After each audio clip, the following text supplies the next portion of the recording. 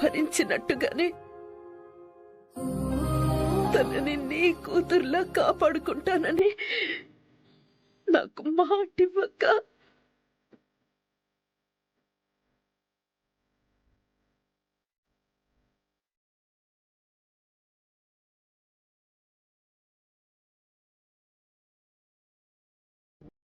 అనవసరంగా నీ కూతుర్ని నా చేతులారా నేనే పంపించాను. నన్ను క్షమించు సంధ్య.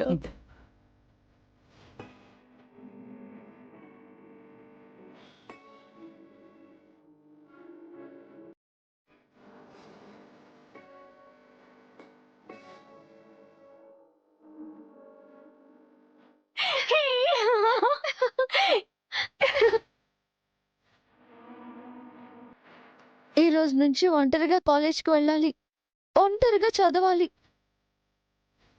ఆద్య ఉండుంటే బాగుండేది.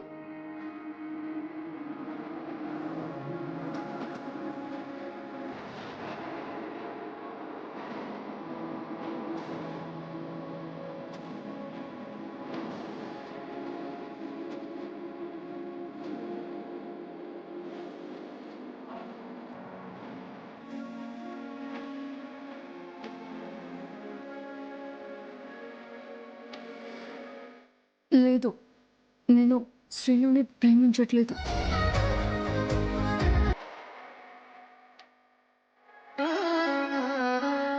ఆద్య, నువ్వు లేని బాధతో నా జీవితం ఏమైపోతుందో అర్థం కావట్లేదు.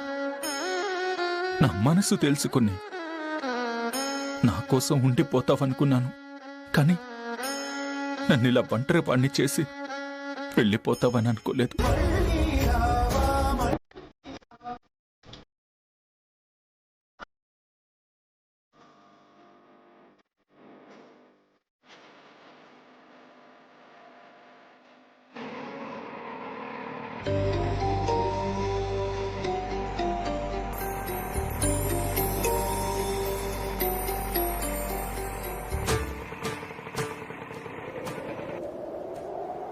భవ్యమైన ఆత్మభావం రామలక్ష్మక్క, జీవరాగం నిఖిల జగతి ఆద్యకొచ్చేసింది. ఆద్య, ఆద్య,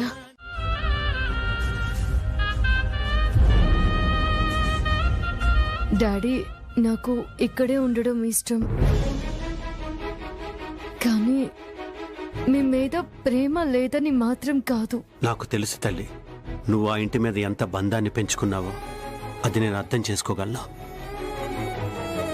కానీ నాతో ఒక్క మాట కూడా చెప్పకుండా వెళ్ళిపోయావని బాధేసింది.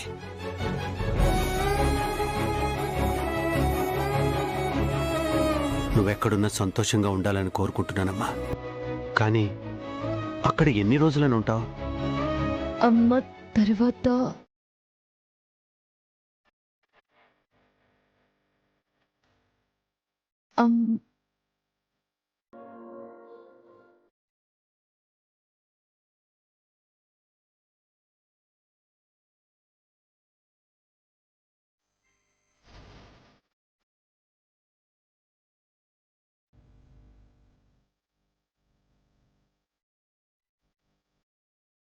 అర్థమైందమ్మా. కానీ ఒక ఆడపిల్ల బాధ్యత అంటే చిన్న విషయం కాదమ్మా. నీ బాధ్యత నేను తీసుకోవాలి. నీకు పెళ్లి చేయాలి, అత్తారింటికి పంపించాలి. లేదు నాన్న, ఇక్కడి నుండి నేను రాలేను.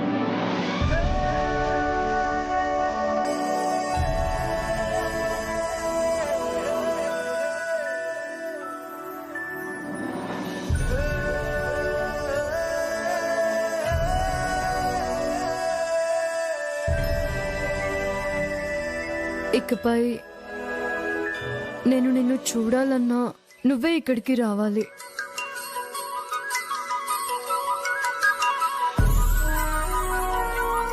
డాడీ ఏం చేసినా ఇక్కడి నుండే చేయాలి.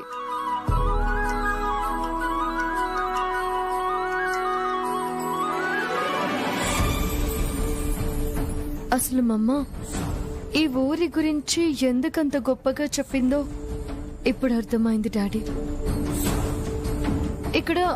ఇక్కడ ఉన్న వాళ్ళందరూ చాలా గొప్పవాళ్ళు. ఇక నుండి నాది ఆస్ట్రేలియా కాదు నాన్న, అయోధ్య లంక.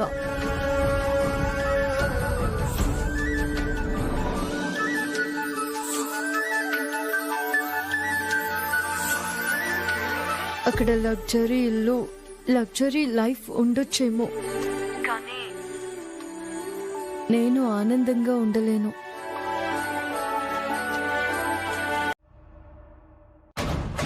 అసలు నాకేం నచ్చట్లేదే. దాని పేడ విరగడైపోయిందనుకున్నాను, మళ్ళీ తిరిగి ఇంటికొచ్చేసింది. ఎలా సాధ్యమైందే? మరదే, ఎప్పుడు ఇంట్లో పడి తింటే విలువుండదత్తయ్యా. ఒక్కసారి బయటికెళ్తే తన విలువేంటో తెలిసొస్తుందని అలా వెళ్ళొచ్చిందేమో అత్తయ్యా. అంతేనంటావా? లేకపోతే మళ్ళీ ఎందుకొస్తుంది అత్తయ్యా? ఏమోనే, అది ఆస్ట్రేలియాకెళ్ళి అట్నుంచటే వెళ్ళిపోయి ఉంటే బావుండేది. తిరిగొచ్చేసరికి ఎత్తుకుని ముద్దు చేస్తుంది జానకి. పైగా ఇంట్లో ఉండిపోతుందంట. దాని బాధ్యత రఘు కూడా తీసుకుంటున్నాడు. ఇంకే ఉంది, అంతా వాళ్ళ చేతిలోకి వెళ్ళిపోతుంది. అవునత్తయ్యా, బావగారిది పెద్ద మనసు. ఆద్యని ఇంట్లో ఉండడానికి ఒప్పుకోరు అనుకున్నాను, కానీ ఒప్పుకున్నారు. ఏం చేస్తాం, అలా ఉంది దాని అదృష్టం. అన్ని దానికే కలిసొస్తున్నాయి.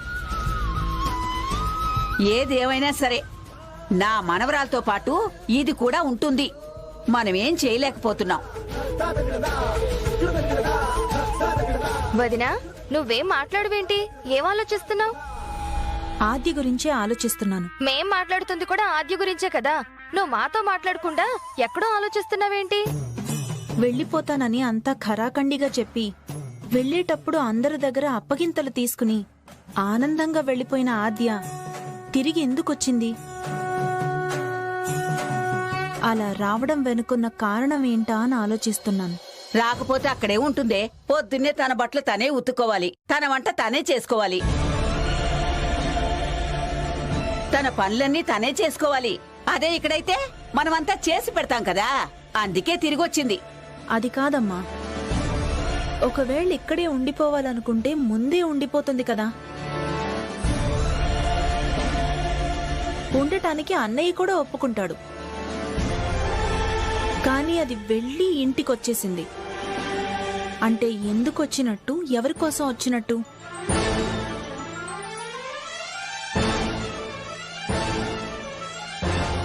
అవునదినా, భలే డౌట్ అడిగావు.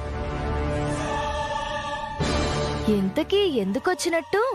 అప్పటిదాకా మామూలు మనిషిలా కూర్చున్న ఆద్య ఒక్కసారిగా తిరిగొచ్చిందంటే దాని అర్థం ఏమై ఉంటుంది? అసలు తన్నేమనుకోవాలి? అంటే ఇన్నాళ్ళు కలిసుంది కదా, వెళ్లిపోవడానికి మనసు ఒప్పుకోలేదేమో. అమ్మా, దాని గురించి తెలియనట్టు మాట్లాడతావేంటి? దాని రాక వెనక ఏదో పెద్ద ప్లానే ఉన్నట్టుంది. ఏదో ఒకటి చేసి అదేంటో కనుక్కోవాలి. హలో పిన్ని, చెప్పవే. ఏంటి అంత నీరసంగా మాట్లాడుతున్నావు? ముందు విషయం ఏంటో చెప్పవే. విషయం ఏముంది, ఆద్య వెళ్ళిపోయింది కదా, మనం పండుగ చేసుకుందాం. మేము అదే అనుకున్నామే. పండగ చేసుకోవాలని అన్ని ఏర్పాట్లు కూడా చేసుకున్నాం. కాకపోతే అంతా దండగా అయింది. ఏమైంది పిన్ని? అదే ఆ ఆద్య, అది వెళ్ళినట్టు వెళ్ళి మళ్ళీ తిరిగి వచ్చేసింది.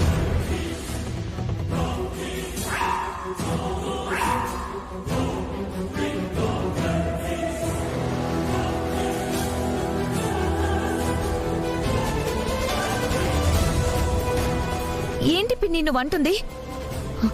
ఆద్య తిరిగి వచ్చిందా? అంతేకాదే, ఇకపై అది ఇక్కడే ఉండబోతుందంట. అదేంటి, వాళ్ళ నాన్నగారు వచ్చారు, ఆస్ట్రేలియా తీసుకెళ్లిపోతానన్నారు కదా. ఆయన తీసుకునే వెళ్లారే. ఈవిడ గారికి ఈ ఇంటి మీద, ఈ ఇంటి మనుషుల మీద మనసైందంట.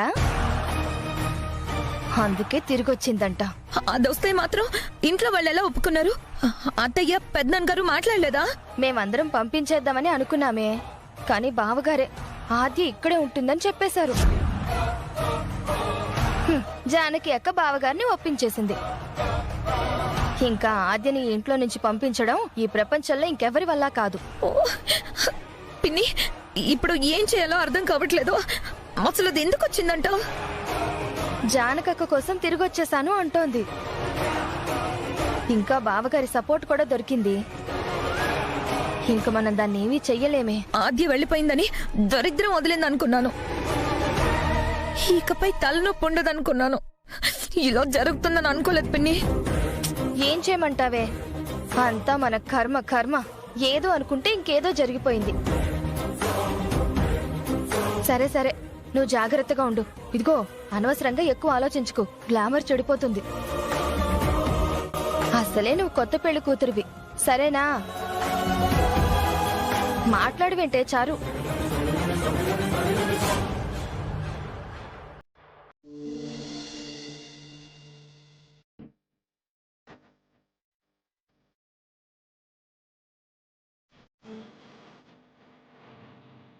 సంధ్య, నీకిచ్చిన మాట ఎక్కడ నిలబెట్టుకోలేనేమోనని అనుక్షణం బాధపడ్డాను. ఏదో దైవ సంకల్పం వల్ల ఆద్య ఇంటికి తిరిగొచ్చింది. అది చాలు సంధ్య, అది చాలు. నేను బతికున్నంత కాలం నా చివరి శ్వాస దాకా బాగా చూసుకుంటాను. ఏ తప్పు జరగకుండా చూసుకుంటానని నీకు మాటిస్తున్నాను సంధ్య.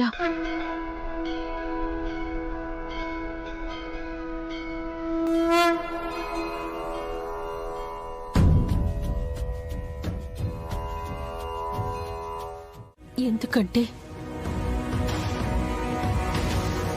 నువ్వు పొరపాటున వాడికి దగ్గరగా ఉన్నా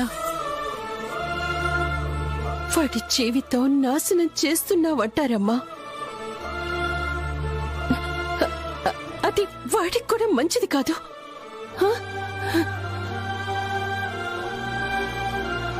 అలాంటిది అనుకోనిది జరిగి నువ్వు కూడా శ్రీను ప్రేమలో పడితే మీ అమ్మలాగే నువ్వు ఒకరిని పెళ్లి చేసుకోబోతున్న అబ్బాయిని తీసుకెళ్లిన దానివవుతావు. అమ్మ చేసిన పని కూతురు చేసిందని ఊర్లో ఈ అమ్మ గౌరవాన్ని మంటగలిపిన దానివవుతావు.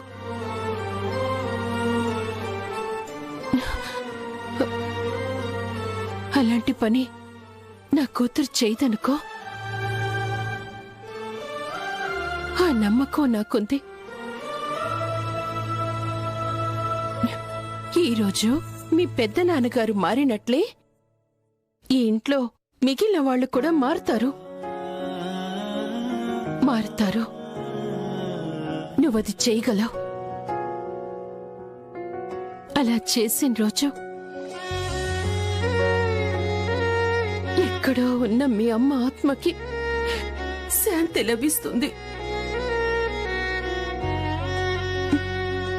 ఈ అమ్మకు ఈ కూతురు గెలిపించావు అనే గౌరవం దక్కుతుంది.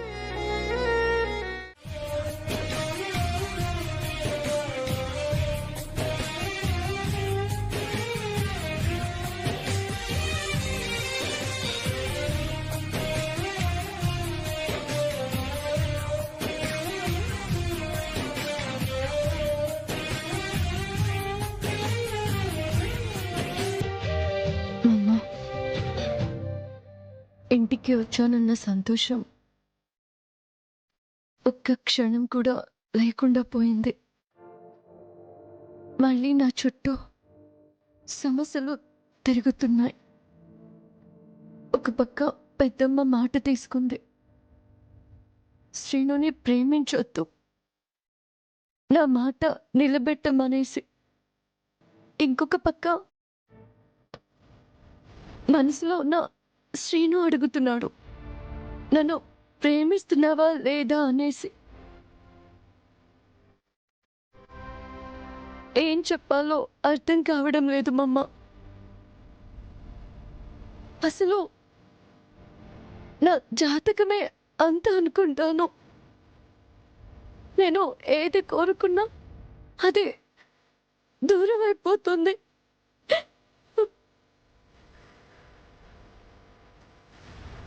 నువ్వు నాకు ఎప్పుడు పక్కనే ఉండాలనుకున్నాను.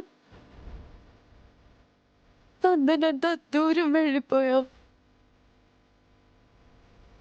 ఇప్పుడు శ్రీను పక్కన నేను నిలబడాలని వచ్చాను. కానీ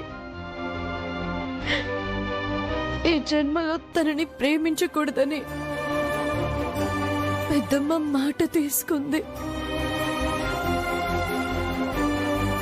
ఎటు తేల్చుకోలేక నరకం అనుభవిస్తున్నాను మమ్మ.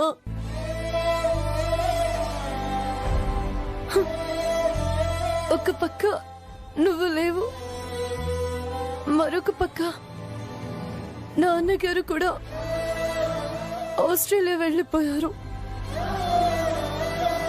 ఆయనకి నా గురించి ఆలోచన తప్పించి ఆయనతో నా బాధని పంచుకోలేను. ఇవేవి తెలియకుండా నాన్నను సంతోషంగా ఉండనిద్దాం అనుకుంటున్నాను. అసలు శ్రేణతో నా పెళ్లి జరుగుతుందో లేదో పక్కన పెట్టేస్తే అసలు నేను ఈ సమస్య నుండి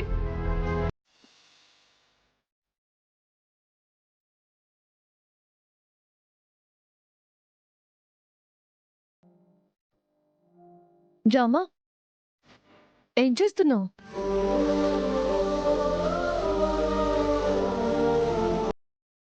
ఇప్పటి నుండి నిన్ను బాగా చూసుకోవాలనుకుంటున్నాను ఆద్య. నీ పక్కన పడుకుంటే నీకు డిస్టర్బెన్స్ అవుతుందని నేను కింద పడుకుంటున్నాను. ఎందుకు రామలక్ష్మి, నువ్వు నా పక్కన ఉంటే డిస్టర్బెన్స్ అని ఎవరు చెప్పారు? అది కాదా ఆద్య, ఒకప్పుడు మనసులో ఉన్నది ధైర్యంగా చెప్పాలన్న నువ్వే ఇప్పుడు నా దగ్గర ఏదో దాస్తున్నావు. నా వల్ల ఇబ్బంది పడుతున్నావేమోనని నాకు అనిపిస్తుంది. నువ్వు ఇక్కడ ఎలాంటి ఇబ్బంది పడకూడదు ఆద్య, సంతోషంగా ఉండాలి. నీకేం కావాలన్నా నన్ను అడుగు, ఎంత కష్టమైనా నేను తీసుకొచ్చిస్తాను. ఇక నుంచి ఈ రూమ్ నా రూమ్ కాదు ఆద్య, నీ రూమ్. నేను నీ మనిషిని. ఇంకొకసారి మమ్మల్ని వదిలేసి ఆస్ట్రేలియా వెళ్ళిపోవాలన్న ఆలోచన కూడా నీకు రాకూడదు. నువ్వెప్పుడు నాకు తోడుగా ఉండాలి. నువ్వు ఆస్ట్రేలియా వెళ్ళిపోతున్నప్పుడు నేనెంత ఏడ్చానో తెలుసా? మా అమ్మే ఊరెళ్తున్నట్టు అనిపించింది. అక్క చెల్లెలి బంధం, అమ్మను మించిన త్యాగం, మమతను కమ్మిన మేఘం, పడమటి సంధ్యారాగం.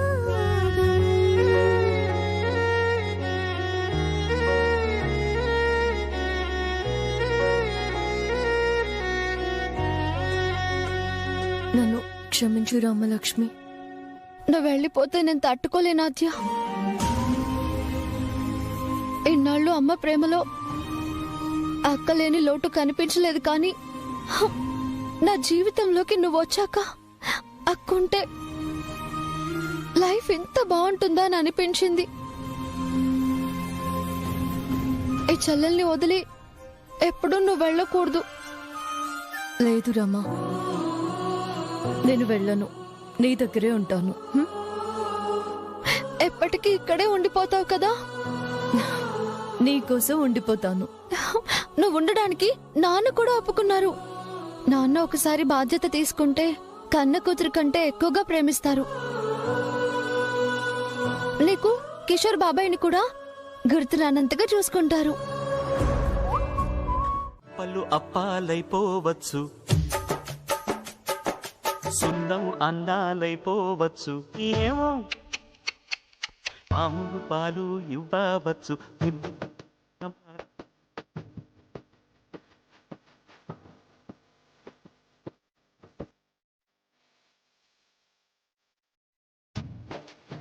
ఆద్యా అది క్రికెట్ బ్యాట్ కాదమ్మా, చీపురు. కాస్త వంగి ఊడు. అలాగే.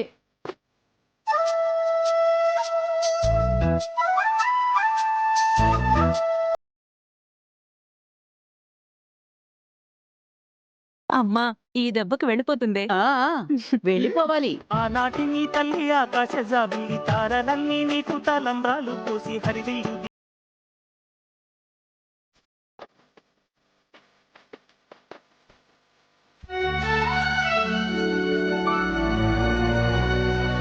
జవ్వల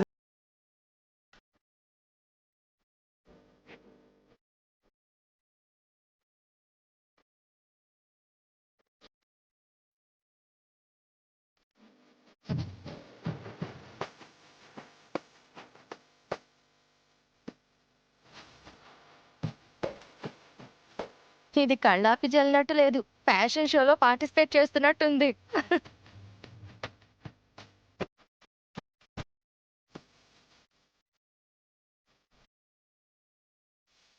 ఆద్యా ఇవన్నీ సరే, అక్కడ ప్యాడ్ ఉంది. చేత్తో పిసికి అటు ఇటు చల్లు.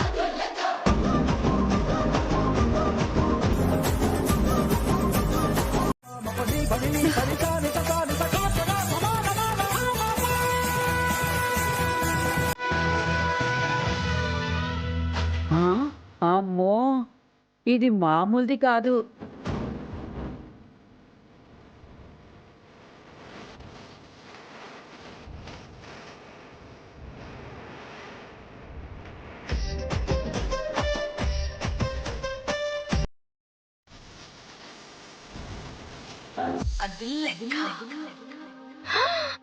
చూసారా అత్తయ్య, పేడ ముట్టుకోకుండా ఎలా కలుపుతుందో. కలిపేటప్పుడేముందే, చల్లేటప్పుడు ముట్టుకుంటుంది కదా, అప్పుడు తెలుస్తుంది ఆ పేడ పవరేంటో.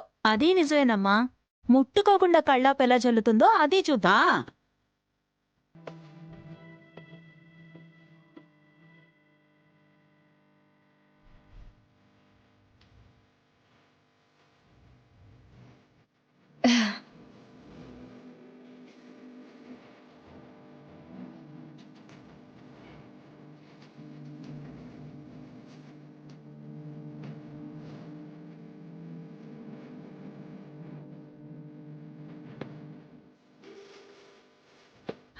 ఏం చేస్తుందే?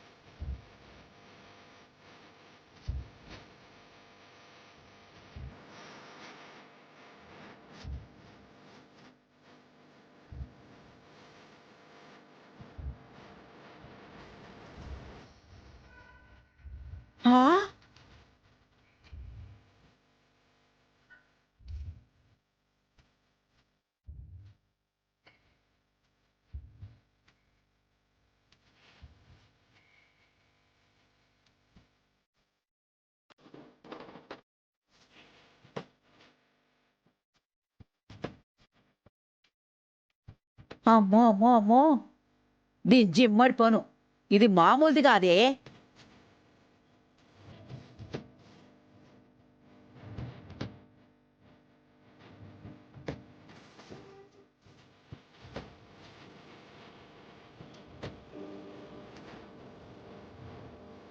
అమ్మా అది ముట్టుకోకుండా కళ్ళాపి చల్లుతుందే. మనం ఇన్నాటి నుండి ఆ పనే చేస్తున్నాం, మనకి రాలేదు ఇలాంటి ఐడియా. చూసావా ఎంత చక్కగా చేస్తున్నా. నువ్వు నోరుమై పార్వతి, నేనేదో దాన్ని పంపించేద్దామని చూస్తే ప్లాన్ ఫెయిల్ అయింది. ఎవరూ కనిపించట్లేదు. ఎందుకు కనిపించట్లేదు? నేనున్నాను. అక్కడ మా అమ్మ ఉంది. కిచెన్ లోకి వెళ్తే పెద్దమ్మ ఉంటుంది. నీ రూమ్ లోకి వెళ్తే రామలక్ష్మకు ఉంటుంది. అరే నేను అడుగుతోంది వాళ్ళ గురించి కాదురా, బాబాయ్ మామయ్య వీళ్ళెవరూ కనిపించట్లేదని అడుగుతున్నా. వాళ్ళు పొద్దున్నే పొలానికి వెళ్లారు. అందరూ వెళ్ళారా? నీకెవరు కావాలి? హాయ్, ఎవరు కాదురా, అదే వెంకట్రావు మామయ్య వెళ్ళాడు.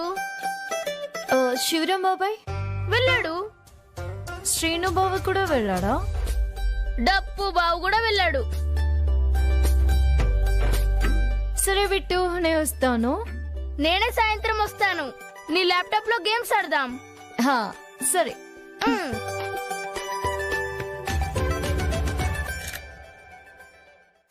తను దేవుడిచ్చిన మరదలు అనుకున్నాను. నా ప్రేమ నీకు అర్థం అవుతుందో లేదో తెలియదు, కానీ నీ ప్రేమ మాత్రం నాకు ఇక్కడ వినిపిస్తా ఉంది.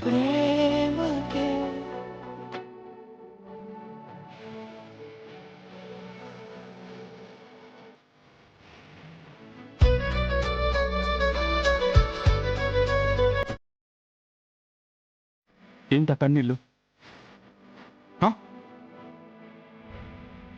అది ప్రేమ కాదా? ఎందుకు దాస్తున్నావు? ఎందుకు ఇలా? ఎందుకు?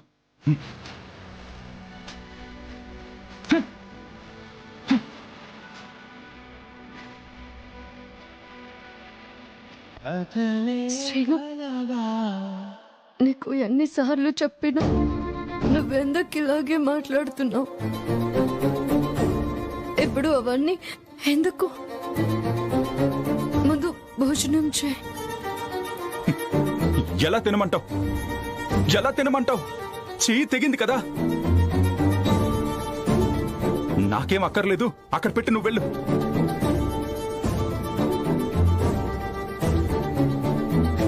లేదు శ్రీను, నువ్వు తింటేనే నేను తింటాను, అంతే.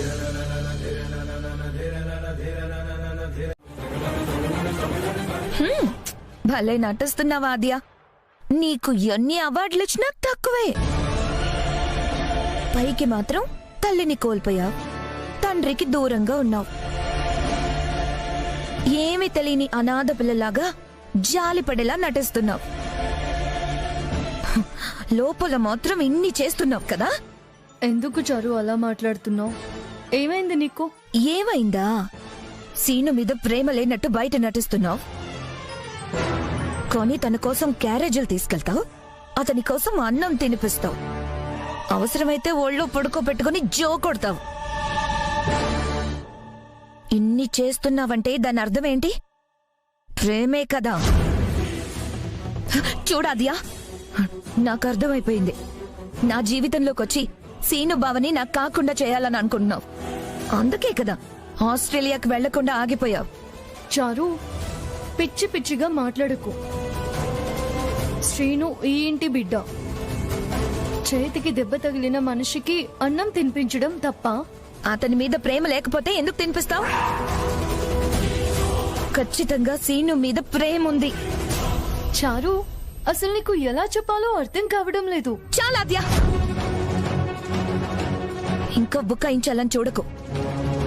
నాకు బాగా అర్థమైపోయింది. నేను ఏదో ఒకటి చేయకపోతే నా బావ నాకు దక్కడు, నా పెళ్లి జరగదు. మొత్తం అందరినీ నీ వైపే తిప్పుకుంటావు. అయినా ఆవు చేలో మేస్తే దూడ గట్టున మేస్తుందా? మీ అమ్మ చేసిన పని నువ్వు చేస్తున్నావు కదా. చారు,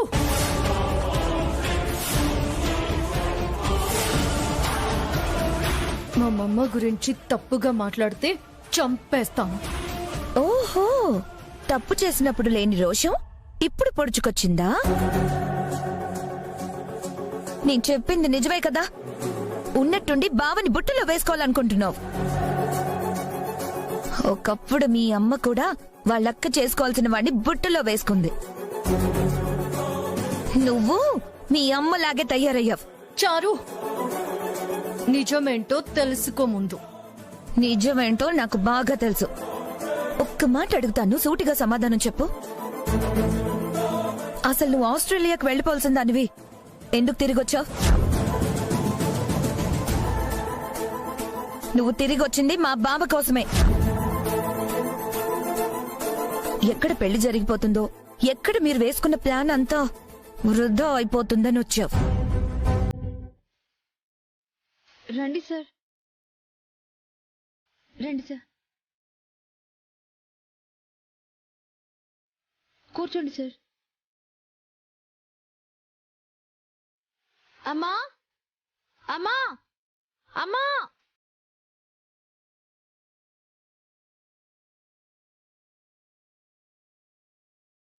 నమస్కారం. నమస్కారం అండి. కూర్చోండి బాబు, కాఫీ తీసుకొస్తాను. అయ్యో వద్దండి.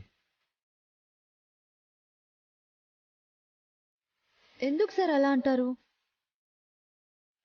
మా గురువుకి మమ్మల్ని సేవ చేసుకొనివ్వండి. అది కాదు రామలక్ష్మి, నా వల్ల మీ ఇంట్లో సమస్యలు రావడం నాకు ఇష్టం లేదు. పర్లేదు బాబు, మీరింటికి రావటం సమస్య ఎందుకవుతుంది? ఈరోజు రామా మీ వల్లే హాకీ ఆడి ఈ స్థాయికొచ్చింది. కనీసం మమ్మల్ని ఈ రకంగానైనా మర్యాదలు చేసుకొనివ్వండి. కూర్చోండి బాబు, కూర్చోండి. కాఫీ తెస్తాను బాబు.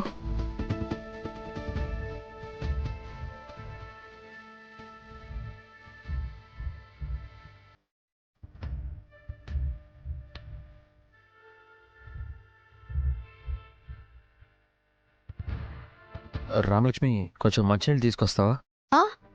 తీసుకొస్తాను సార్.